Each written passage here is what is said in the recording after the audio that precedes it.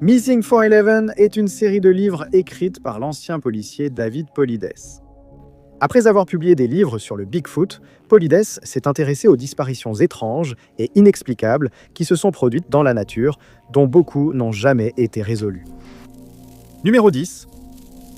Bien que Danny Philippidis, âgé de 49 ans, ait finalement été retrouvé après avoir mystérieusement disparu en 2018, son cas reste en grande partie non résolu, puisque personne n'a la moindre idée d'où il se trouvait pendant sa disparition ni de ce qui lui est arrivé durant cette période. Chaque année, Danny et quelques-uns de ses amis, tous employés du service d'incendie de Toronto, partaient en voyage de ski à Lake Placid, dans l'État de New York. L'année 2018 n'a pas fait exception. Cette année-là, le groupe s'est amusé sur les pistes, et bien trop vite, le voyage a commencé à toucher à sa fin. La dernière nuit du voyage, le 7 février, ils ont choisi de se détendre dans un chalet sur Whiteface Mountain. Danny voulant prendre des photos, il réalisa qu'il avait oublié son téléphone dans la voiture et descendit en ski le récupérer.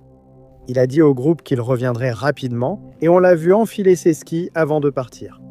Sa voiture était au pied de la montagne, mais Danny n'aurait pas dû mettre plus de 10 minutes pour récupérer son téléphone et revenir au chalet. Ainsi, lorsque le groupe s'est rendu compte qu'il était toujours absent quelque temps plus tard, ils ont commencé à s'inquiéter. La zone autour de sa voiture a été fouillée, sans aucune trace de lui. La police a ouvert une enquête pour disparition. Plus de 100 bénévoles ont fouillé la montagne à la recherche du moindre signe de Danny, mais sans succès. La police de l'État de New York, la sécurité intérieure, la patrouille frontalière, des hélicoptères, drones et chiens de recherche ont participé sans retrouver sa trace. Des bénévoles ont apporté nourriture et couvertures aux équipes de recherche, et la famille de Danny a tout fait pour aider. C'était la première fois qu'un skieur disparaissait sur le mont Whiteface sans être retrouvé. Mais après 6 jours de recherche, l'espoir commençait à s'amenuiser et il semblait que Danny s'était tout simplement volatilisé. Contre toute attente, le téléphone de la femme de Danny a sonné et elle a été stupéfaite d'entendre la voix de Danny. Il a dit être à l'aéroport de Sacramento, la police s'y est précipitée pour le récupérer. Il portait toujours sa tenue de ski, mais avait une nouvelle coupe de cheveux, un iPhone 9, des cartes de crédit et 1000 $ sur lui. Il a dit à la police qu'il pensait s'être cogné la tête en descendant la montagne, ce qui l'avait sans doute désorienté. Il a suggéré qu'il avait sans doute fait signe à un chauffeur qui l'a emmené à Sacramento. Pendant cette période, il souffrait d'un mal de tête insupportable et il a passé la plupart des 6 jours à dormir. À ce jour, il n'a aucune idée d'où il se trouvait pendant ces 6 jours, ce qui a amené certaines personnes à croire qu'il avait tout inventé. Mais cette théorie a été largement écartée. Numéro 9. La disparition de gardes forestiers et de guides expérimentés montre combien il est facile de se perdre dans la nature sauvage. Et Morgan Eliasheimer, âgé de 22 ans, en est un exemple. En 2015, Morgan vivait à Cody, dans le Wyoming, où il étudiait l'anglais à l'université du Wyoming. Sa famille rapportera plus tard qu'il était un homme de plein air très expérimenté, qu'il travaillait comme guide de rivière et qu'il était un nageur très compétent. Habitué à passer du temps dehors dès l'enfance, il a naturellement trouvé sa place chez Tour West, une société de rafting commercial. Le 2 juin, il participait à un voyage de 8 jours avec un groupe de touristes le long du fleuve Colorado, et c'était le 7e jour. Lui et le groupe avaient apprécié 6 jours sur le fleuve avant d'atteindre Pumpkin Springs, une superbe formation rocheuse orange émergeant d'une paroi du Grand Canyon. Elle s'appelle ainsi car sa forme évoque une citrouille avec des stries verticales sur les côtés. Lui et ses collègues guides auraient averti le public de ne pas nager dans l'eau de la source ni d'en boire, car elle contient du plomb, du zinc, du cuivre et de l'arsenic. En fin d'après-midi, vers 16h, le groupe a décidé de continuer et préparer leur bateau pour les mettre à l'eau dans un ruisseau près de Pumpkin Springs. Le guide principal se rappelle avoir parlé à Morgan avant leur départ, car il avait dit qu'il prendrait du temps libre plus tard. Mais avant qu'ils ne puissent en terminer la conversation, ils ont été interrompus par l'un des touristes et il s'est éloigné de Morgan pour aller lui parler. Quand il eut fini de parler, il se tourna vers Morgan qui n'était plus là. Il supposa qu'il avait simplement décidé de faire une pause ou qu'il avait commencé à rentrer puisqu'il avait demandé son après-midi de congé. Pour le reste de la journée, le groupe se baigna dans la rivière, dîna ensemble et continua à s'amuser. Mais Morgan ne vint jamais prendre son repas. À 19h26, il devint clair qu'il y avait un problème, et ce fut un touriste, non le guide principal, qui signala sa disparition. Les gardes du parc et les secours ont fouillé minutieusement la rivière entre les repères 211 et 215 sans trouver aucune trace de Morgan. La zone de recherche fut alors élargie jusqu'à Diamond Creek, à 12 miles de la source, mais il demeura toujours introuvable. 6 jours après, les recherches furent abandonnées sans indice. Plusieurs théories ont été avancées, certains pensant que Morgan est tombé et n'a pas pu sortir de la rivière. Vu pour la dernière fois avec un dispositif de flottaison sombre, une chemise bleue à manches longues, des tongs Chicago, une casquette bordeaux, un short de couleur vive et une gourde violette jamais retrouvée. Toute personne ayant des informations pouvant aider à résoudre l'affaire de Morgan est priée de contacter le service des parcs nationaux au 9 28 638 7805. Et son nom de dossier est MP 29 1029. Numéro 8. L'affaire de la disparition du révérend Maurice Denis, âgé de 84 ans, connu de ses amis et de sa famille sous le nom de Doc, a frustré les enquêteurs pendant des décennies car ils n'ont pas réussi à comprendre ce qui lui est arrivé. Doc est né à Blue Rapids, Kansas, en 1896 et a obtenu sa licence en philosophie et théologie au séminaire théologique presbytérien d'Omaha, Nebraska.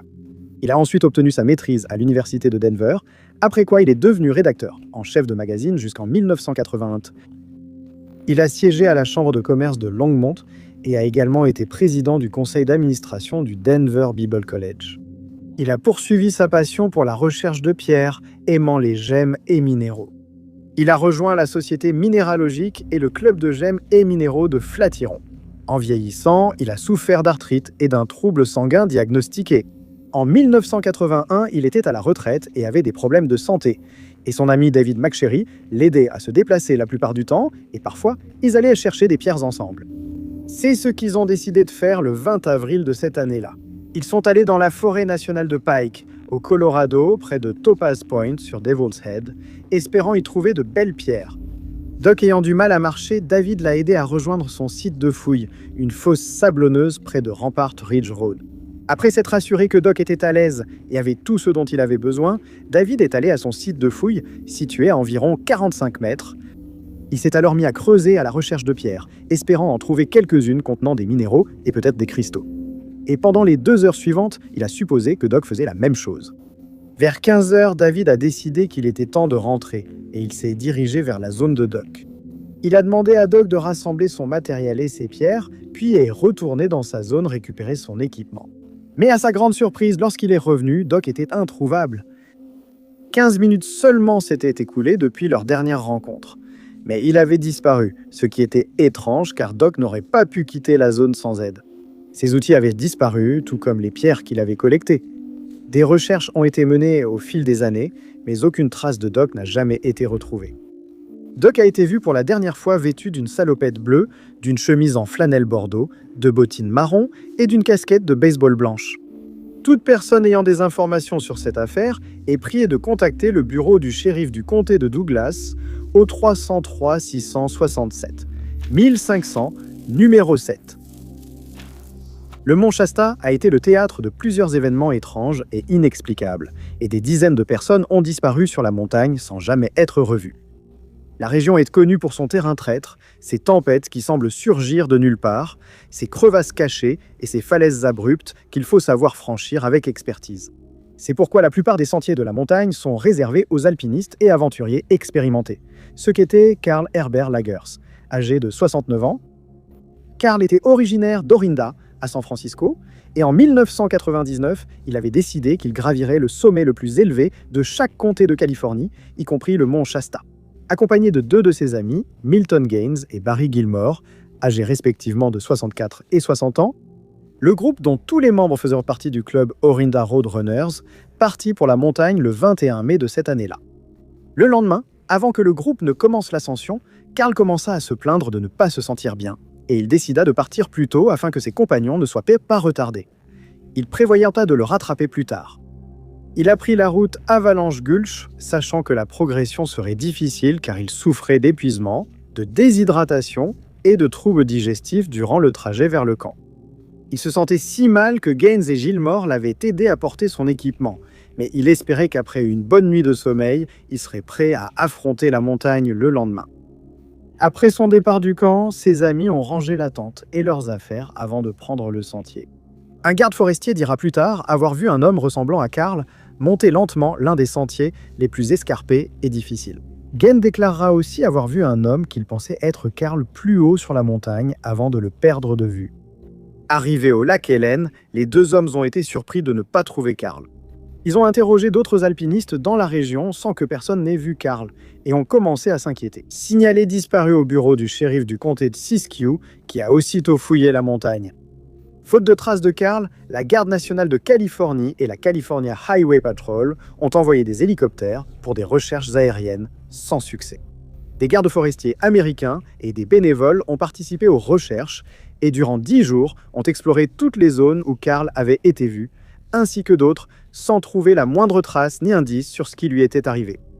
On leur a dit que Karl portait plusieurs couches de vêtements, dont un manteau rouille, un pantalon de ski et des bottes de randonnée à crampons. Il avait également de la nourriture et de l'eau avec lui qu'il transportait dans un sac à dos. Les recherches ont été abandonnées et, depuis, aucune trace de Karl n'a jamais été retrouvée. Toute personne pouvant aider dans cette affaire est priée de contacter le bureau du shérif du comté de Siskiyou au 530 0841 2900 numéro 6. En 2018, Samantha Sayers, âgée de 27 ans et également connue sous le nom de Sam, a disparu dans l'État de Washington. Depuis, ses amis et sa famille essaient de trouver des indices sur ce qui lui est arrivé, mais ses réponses restent insaisissables. Sam a été diagnostiquée avec une alopécie alors qu'elle était encore au lycée, et au début, elle a commencé à porter des perruques lorsque ses cheveux ont commencé à tomber. Avec le temps, les perruques sont devenues trop inconfortables, alors elle a choisi de se raser la tête. Elle a ensuite ajouté un tatouage de plusieurs étoiles sur le côté de sa tête, ce qui est devenu l'un de ses traits les plus distinctifs. Elle a expliqué à sa famille qu'elle recevait fréquemment des regards étranges et de la compassion d'inconnus pensant qu'elle venait de subir une chimiothérapie, et elle a fini par ne plus les corriger. Elle a choisi de quitter Gérard, près du lac Erie, pour s'installer à Seattle après être tombée amoureuse de la région lors d'une visite. Après avoir obtenu son diplôme de fin d'études secondaires sous le nom de Steinbach, elle s'est inscrite à l'Université d'État de New York à Fredonia. Là-bas, elle a obtenu sa licence en théâtre technique ainsi qu'en conception et technologie du théâtre. Elle a obtenu son diplôme en 2013. En 2009, elle a demandé à changer son nom de famille de Steinbach à Sayers, après qu'elle et son frère ont été adoptés par leur beau-père. Selon sa famille, Sam aimait passer du temps en plein air et se rendait souvent au Vesper Peak, qui se trouve à environ 1h30 de route de chez elle. Là-bas, elle faisait de la randonnée et parfois son petit ami Kevin Ders, âgé de 33 ans, l'accompagnait. Lors de sa disparition, Sam travaillait comme femme de ménage pour Airbnb, vivait dans le comté de King à Seattle, avait obtenu sa licence immobilière et commençait à vendre en ligne. En juin 2018, elle a décidé qu'elle voulait retourner à Vesper Peak, mais elle s'est retrouvée sans partenaire de randonnée.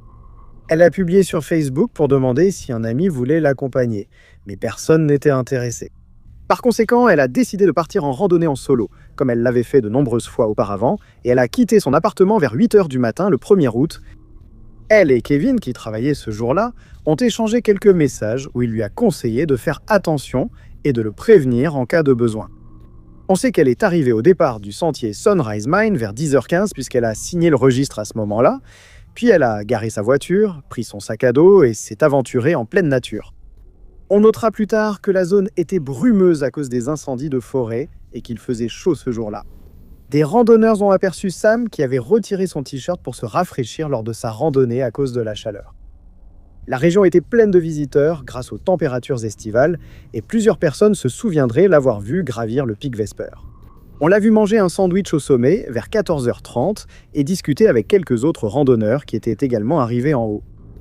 Ne la voyant pas rentrer à 18h comme prévu et ne pouvant pas la joindre au téléphone, Kevin est parti la chercher sur le sentier.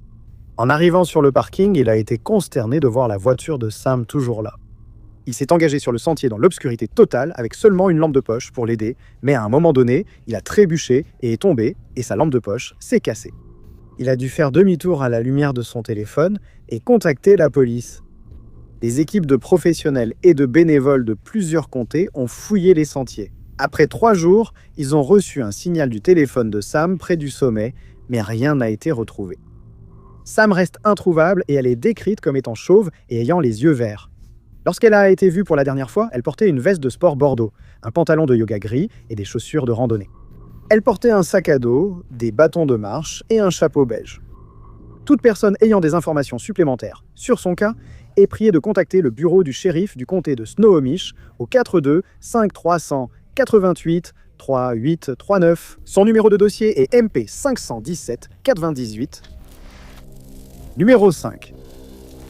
L'affaire de la disparition de Jessica Stacks, âgée de 28 ans, laissait beaucoup à désirer.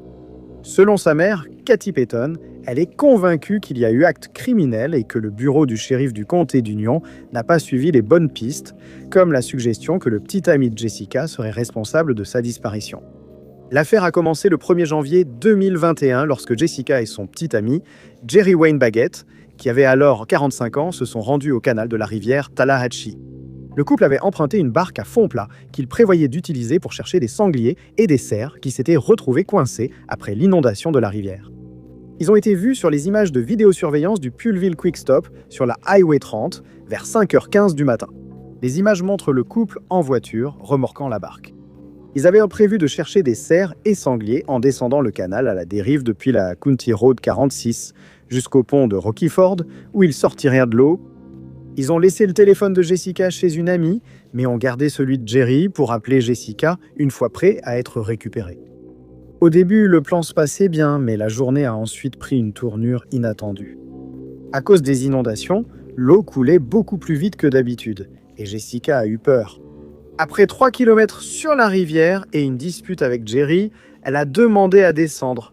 Il l'a déposée sur la rive droite avec une pelle comme rame. Elle a ensuite commencé à marcher en direction de la route départementale 46 et n'a plus jamais été revue. Le bateau aurait été retrouvé sur la rive opposée, à 1 kilomètre de l'endroit où Jessica fut déposée. Jerry a dit qu'il était allé de l'autre côté et avait appelé un ami pour qu'il vienne le chercher. Ce n'est qu'autour de 22h15 ce soir-là que Jessica a été signalée disparue. La recherche a commencé immédiatement mais a été interrompue à 2h du matin. Les recherches ont repris le lendemain, mais la zone était de nouveau inondée. Ainsi, les sauveteurs ont attendu que l'eau se retire, donc rien n'a été fait jusqu'à 2 jours après la disparition de Jessica. Des bénévoles ont fouillé la zone à pied et dans l'eau, tandis que des drones scrutèrent la zone depuis les airs à la recherche de tout signe de Jessica, sans succès.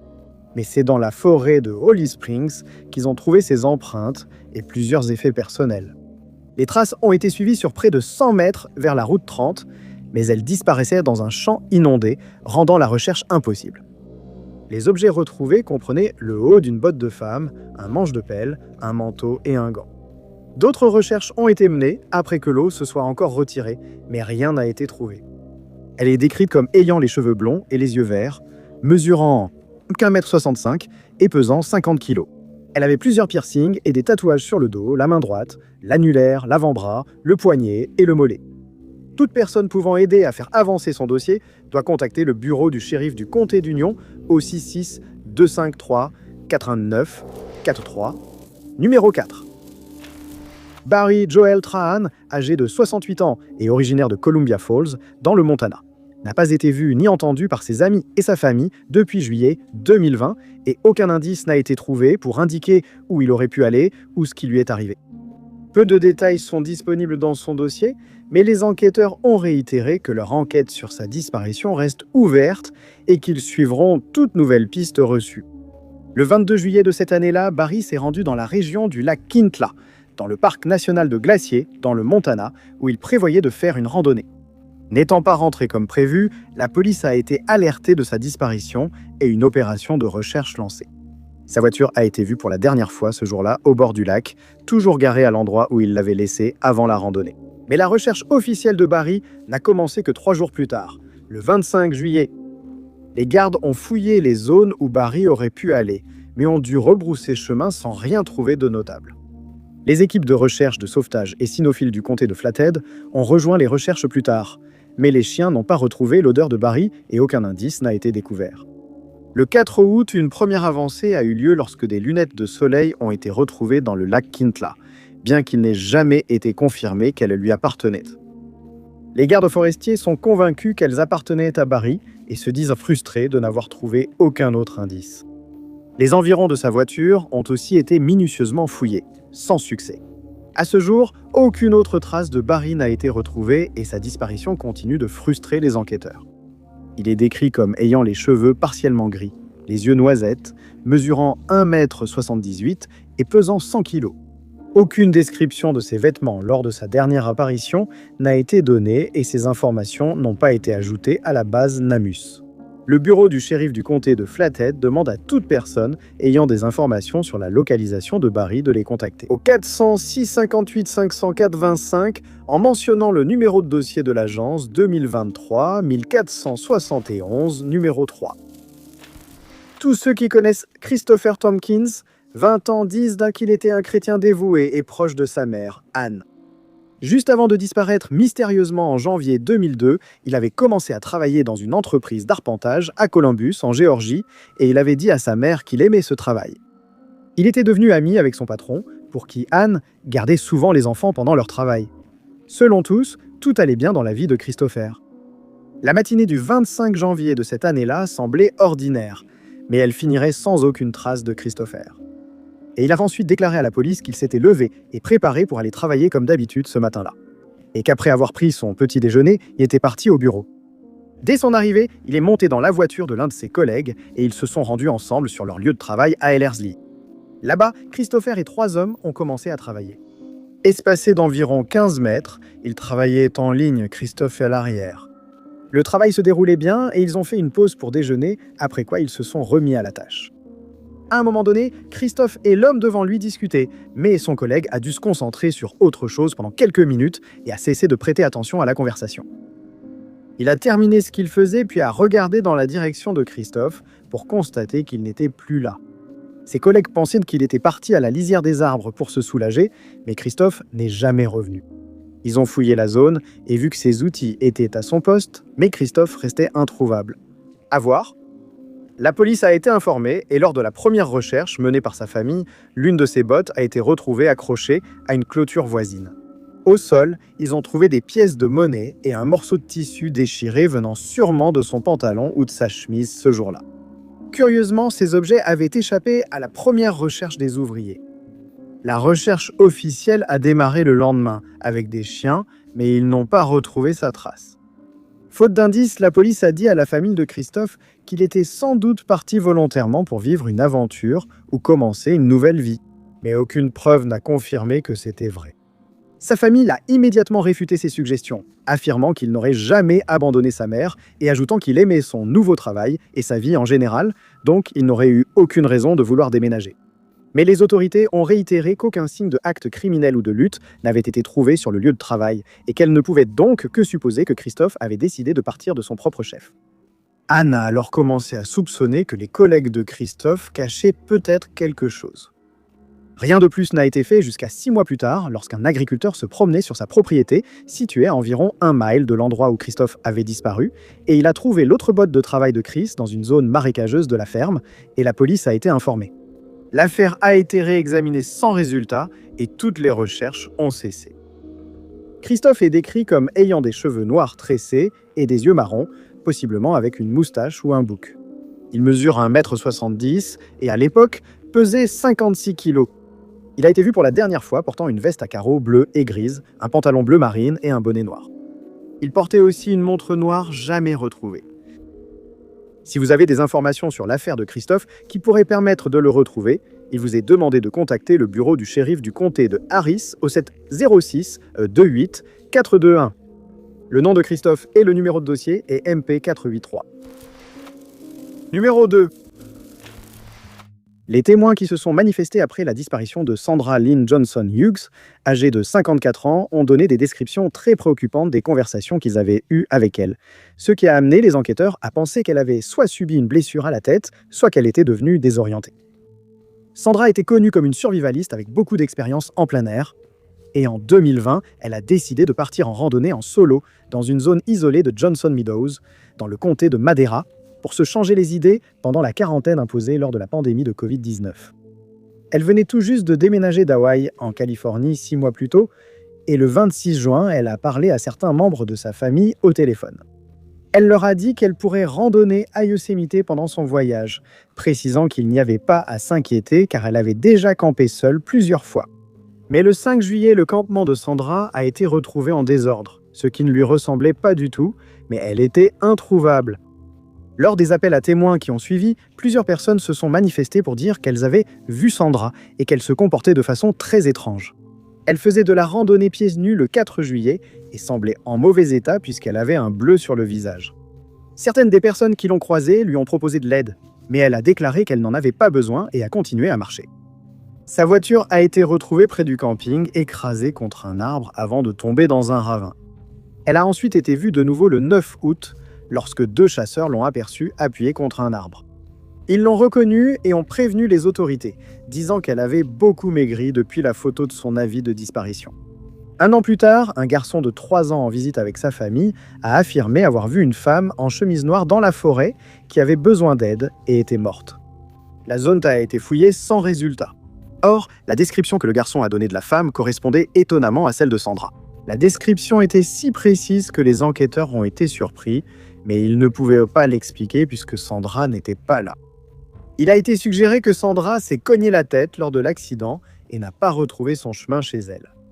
D'autres pensent qu'elle a simplement commencé une nouvelle vie ailleurs, mais aucune de ces théories n'a jamais été prouvée. Son comportement étrange et son refus d'aide ont sans doute déconcerté sa famille, qui cherche désespérément des réponses sur ce qui lui est arrivé. Elle est décrite comme ayant des cheveux bleus jusqu'aux épaules et des yeux marrons, mesurant 1,60 m et pesant environ 68 kg. Si vous ou quelqu'un que vous connaissez avez des informations sur l'affaire de Sandra, il vous est demandé de contacter le bureau du shérif du comté de Madera au 5 5 9 6 7 5 7 7 7 0 numéro 1.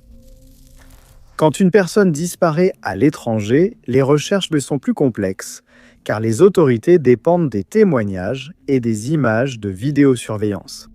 C'est ce qui est arrivé à Roger Bainbridge, âgé de 67 ans, un retraité du secteur de l'électricité originaire de Kendal, dans le Cumbria, au Royaume-Uni. Il connaissait bien la région des lacs en Angleterre grâce à de nombreuses randonnées, et sa famille affirme qu'il nageait aussi très bien. En septembre 2013, Roger rendait visite à sa sœur sur l'île de Paxos en Grèce, et le 26 septembre, il a décidé de se rendre sur l'île d'Antipaxos. Il voulait s'y promener, et il est monté à bord d'un ferry. Il était déjà allé sur l'île à de nombreuses reprises et connaissait parfaitement ses sentiers et sa végétation dense, rendant sa disparition encore plus étrange. On sait qu'il avait 50 € sur lui lorsqu'il est parti et qu'il portait un sac à dos contenant son eau potable. Il n'a pris ni son portable ni sa carte d'identité, ce qui aurait permis aux enquêteurs de retracer ses déplacements. Des témoins ont vu Roger près du village principal de l'île vers 15 h et l'ont accompagné brièvement lors de sa promenade. Mais Roger n'est jamais rentré chez lui, et le 27 septembre, la première recherche a été lancée après qu'il a été signalé comme disparu. L'île, qui ne fait que 2 miles carrés de superficie, a été fouillée de fond en comble sans résultat positif, ce qui a paru étrange à sa famille. Ils estiment que Roger, connaissant bien la région, ne se serait pas perdu et que ses effets auraient été retrouvés s'il avait eu des problèmes en allant nager. S'il l'avait fait, il aurait laissé son sac à dos sur la rive, mais on ne l'a jamais retrouvé. La côte autour de la région a été fouillée par des plongeurs, mais malgré cela, ils n'ont pas non plus réussi à trouver le moindre indice. Des bénévoles ont afflué sur l'île pour aider aux recherches, et chaque zone de l'île a été fouillée sans succès. Après qu'il ait été suggéré que Roger était tombé dans une zone boisée cachée ou une oliveraie, ces endroits ont été fouillés à nouveau, mais Roger restait toujours introuvable. Comme l'île est très petite, on s'attendait à ce qu'un indice finisse par être trouvé. Mais toutes ces années plus tard, rien n'a été retrouvé et le sort de Roger reste un mystère. Une nouvelle opération de recherche a été menée en 2013, mais elle n'a rien donné non plus. Son fils a suggéré qu'il aurait pu subir une urgence médicale ou une crise de nerfs sur l'une des îles voisines et qu'il n'aurait pas pu rentrer chez lui, mais aucune autre apparition n'a jamais été signalée, ce qui jette un doute sur cette théorie. Roger portait un t-shirt bleu et des chaussures de marche lors de sa dernière apparition. Il a les cheveux gris et les yeux bleus, et toute personne ayant des informations sur sa localisation doit contacter le centre Q pour les personnes disparues au 910 343 1131. Merci beaucoup d'avoir regardé. Si vous avez aimé cette vidéo, n'oubliez pas d'appuyer sur le bouton j'aime. Aussi, n'oubliez pas de vous abonner et de cliquer sur la cloche de notification pour rester informé de toutes nos prochaines vidéos. Je suis Top 5 Inconnu, à bientôt dans la prochaine vidéo.